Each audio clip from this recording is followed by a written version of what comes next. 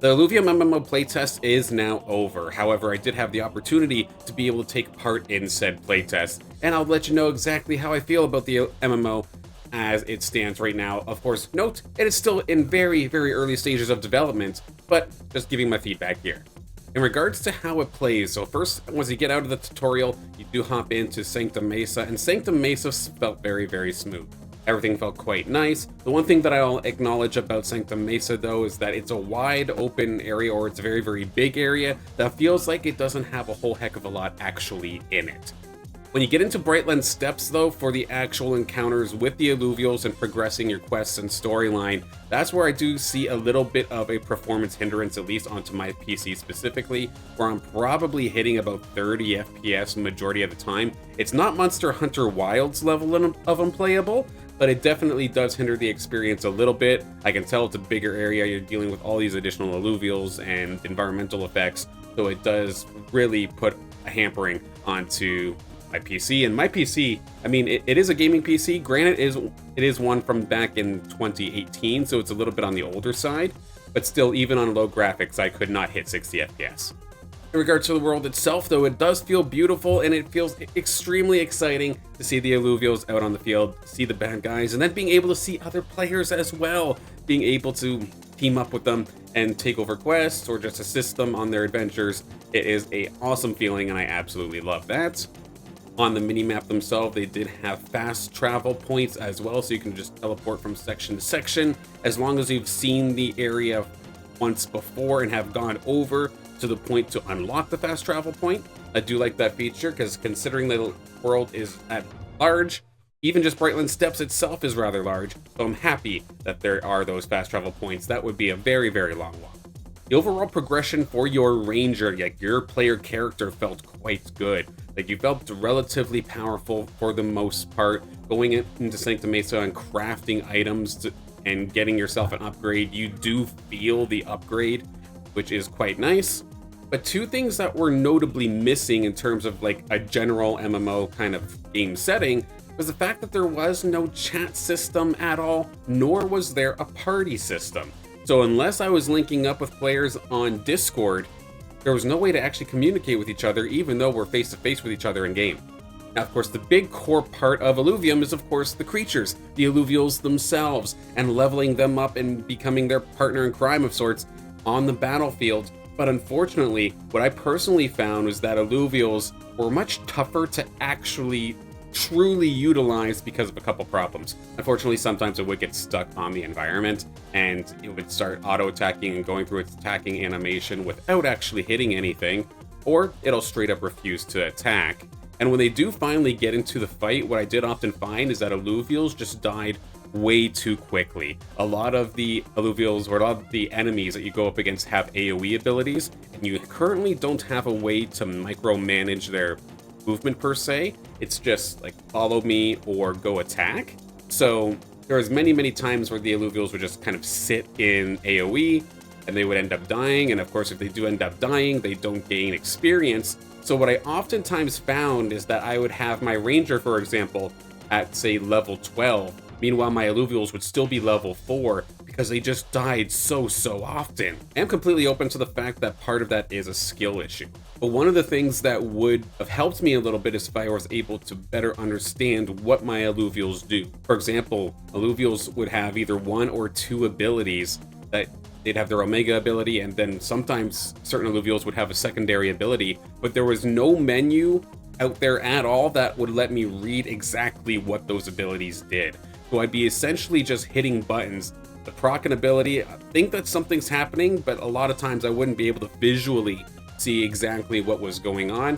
There were a few exceptions. Say, for example, with the Atlas, when I would use its ability, all of a sudden my casts would become instant cast. But it was a lot of trial and error, and I wish I could have just gone to a menu of some sort and just have been able to read exactly what it did. In terms of capturing Illuvials, I know they don't want to go down the route where you're just mass throwing, capturing equipment at creatures like a lot of the traditional games in the creature capture genre tend to do nowadays.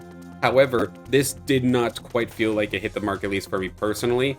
To be fighting something, getting it extremely low, then essentially standing still to then play a little spinny mini game, which oftentimes was very, very hard to see due to the environment. That didn't feel good. I honestly would have rathered just throwing a shard at it from afar and just mass throwing shards at something over and over and over again, Power World style, compared to what this was, because half the time it just felt like a big time break in the flow of gameplay, and it did not necessarily feel that rewarding. Another thing that didn't feel very rewarding was also the fact that a lot of times when you would catch an Illuvial, I'm not sure if this is intended or not, but if I went and caught, say, a level 10 mule, when I then got the mule into my party, it ended up being level 1.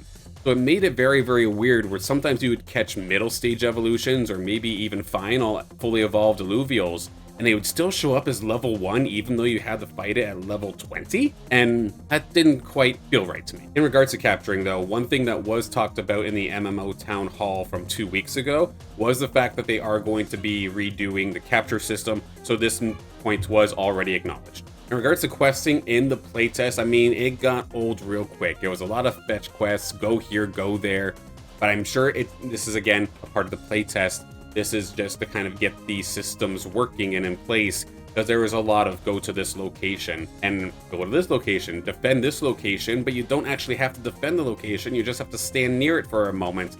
These are all things that the team is completely aware of though. In regards to the enemies out in the overworld, I do like them. With an ARPG kind of style, a lot of the times there's big indicators or a flash of red on the character of some sort when they're getting ready to go for their big move. And while there are subtle telegraphs that the enemies do end up doing to show that they're using their big move, a lot of times it's very, very hard to react to it because it's so fast. Whether it be the one with the laser beam, yeah, the eye glistens for just a split second before it fires off a massive AoE.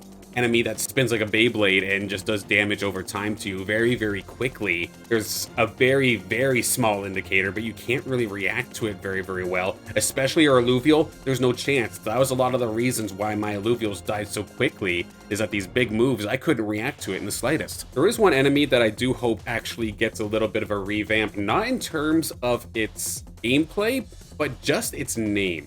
The Spool Shooter, to me, sounds way too close to School Shooter, which, for anybody who's actually going to be making content about this game, I mean, I'm not monetized here on YouTube, so it doesn't affect me right here, right now, but if anybody else who's actually, like, relatively noteworthy wants to start making content about this game, a nice quick way to get their stuff demonetized is saying School Shooter over and over again, so let's change that, please. In regards to the classes that were playable in the playtest, so they had the fighter and then they had the scion available, so a melee and a ranger class available for both times. One thing to note is that you could not switch. You would be picking up items for each class, but you would not be able to use it.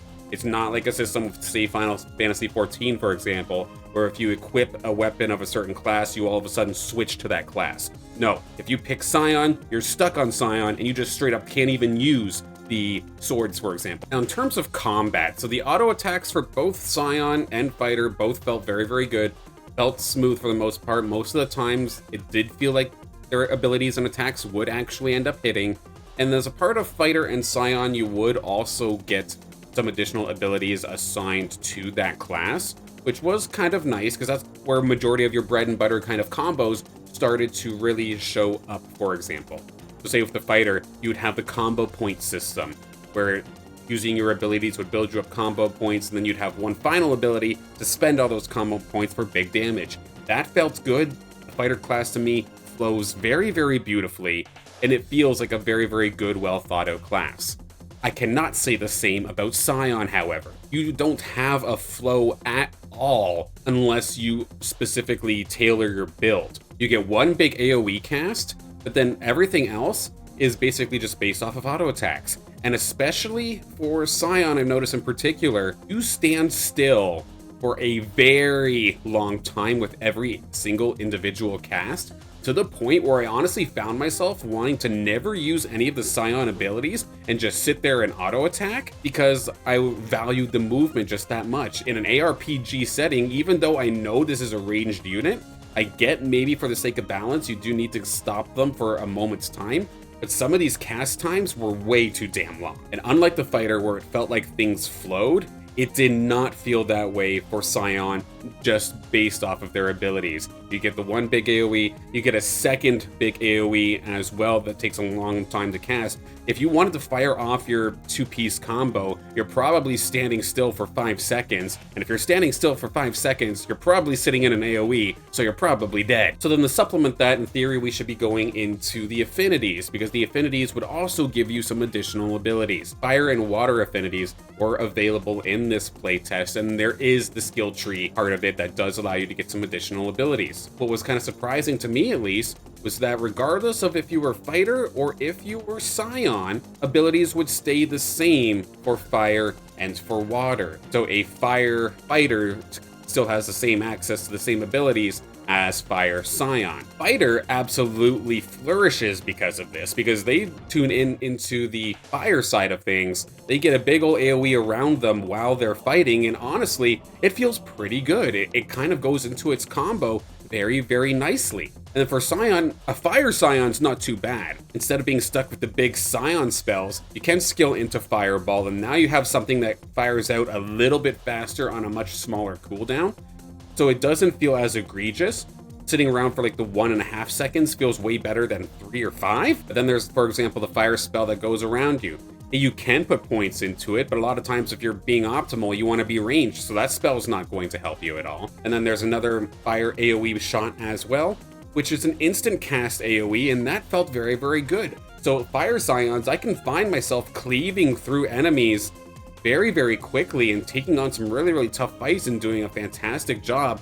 Fire Scion felt amazing. Firefighter felt amazing. I cannot say the same about water. The problem with water is, even though you could tell this was designated to be the support class, even support classes get damaging abilities in other MMOs.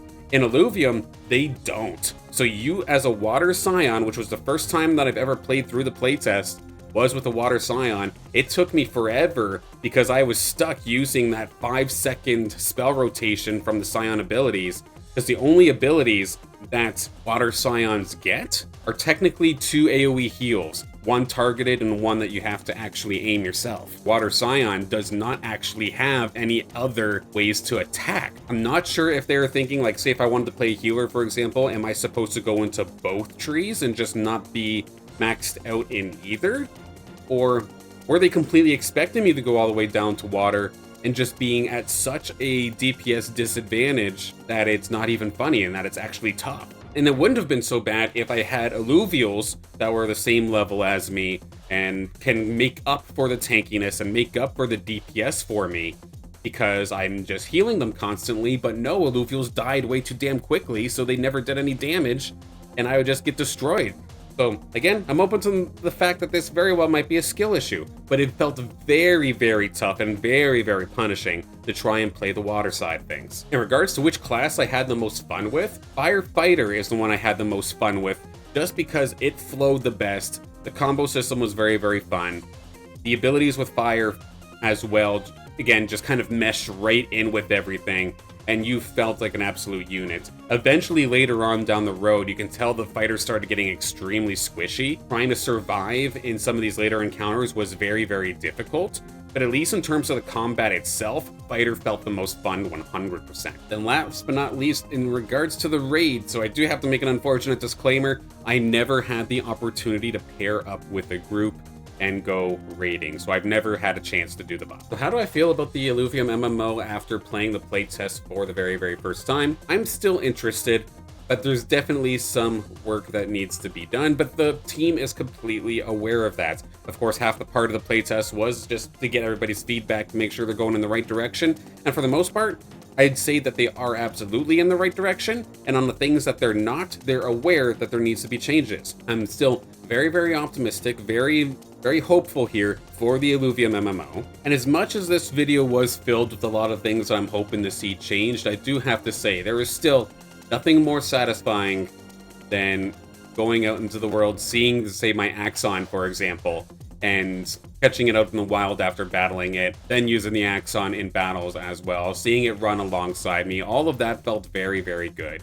Being able to see people that I've played Arena with and have talked to in the Discord for a long, long time all of a sudden show up in the world with me after playing Overworld for so long, which was a pure isolated experience. Seeing players with me that was extremely wholesome feeling, and I definitely love that aspect. Of course, some social aspects are missing, but they're aware of that. Now, Silent, wasn't this under an NDA and everything that you just said technically illegal? Yes, it was under NDA. However, I do have written permission from Illuvium to be making content here that does also involve the MMO playtest. If at any point they do wish for this video to be taken down, they can just send me a message and it'll be gone immediately. So if I had to pick 5 things that I wanted to go into the next Illuvium playtest, here's what I would want them to be. I want to see menus to be able to learn about my Illuvials. I want to be able to see what their abilities actually do and read about it instead of just blindly kind of hitting buttons and going forth with it. 2, I want to see the social aspects implemented. At least the in-game chat I would love to be able to have, so I can ask people questions about the game or just socialize with people while I'm there. I can see you. I want to be able to talk to you in the game without having to go to Discord. 3, let's change Spool Shooter's name, please. Let's give Water a DPS ability of some sort. It doesn't have to be on the same strength as Fire, because right now the Scion abilities alone as DPS feels extremely clunky and underwhelming. What I would hope for is literally just a quick, tiny DPS spell that's a little bit of a flash, similar to the same cooldown of Fireball that we could potentially use. It doesn't have to do as much damage as Fireball, and in fact it can't, because Fireball also burns. So it can just be raw damage, a small mini nuke that could come out potentially that does more damage on a standard auto attack that gives meaning for why I have to stand still for a second and a half to cast it. And 5, honestly, what feels like the most important part here for me personally is let's find a way to make Illuvial's survival a little bit stronger, because as it stands right now, they die so quickly. It feels impossible to level them up, and especially for someone who's trying to play healer that needs to lean on that Illuvial to be the DPS.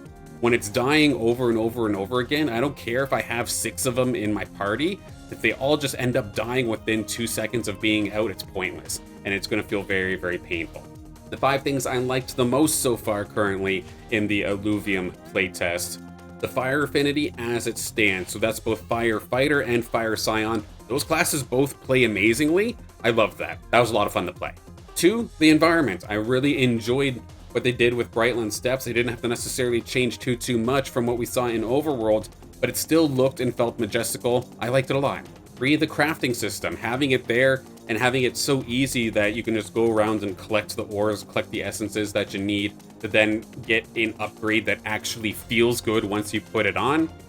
That was a very fun feeling, so I hope that stays and gets amplified up.